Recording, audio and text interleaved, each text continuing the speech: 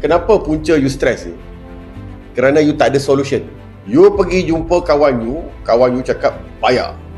You pergi jumpa dengan keluarga you cakap dekat isteri you, kat suami you, isteri you kata bodoh, siapa suka pinjam, kau busahkan aku. Dan dah pinjam bayarlah. Itulah perkataan yang biasa orang kan cakap. Point dia, kenapa tuan-tuan stres? Kerana disuruh bayar.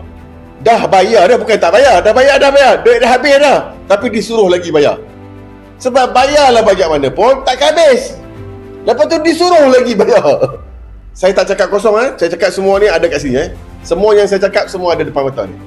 Seksyen 5/2 Akta Pemberi Pinjam Wang 1951. Dia memberi pinjam wang tanpa lesen. Undang-undang yang kedua, akta yang sama juga, Seksyen 17A. Pinjaman dengan cagaran tak boleh lebih 12%. Kalau kau pinjam, letak cagaran kereta ke rumah 12% setahun. Kalau kau tak ada cagaran, kadar faedah yang dibenarkan adalah 18% setahun per annum. Yang ketiga, Akta Kontrak 1950. Dia kata Seksyen 24A, perjanjian awak dengan Alok sama ada dibuat secara WhatsApp ke, dibuat secara bertulis ke, voice ke, adalah tidak sah.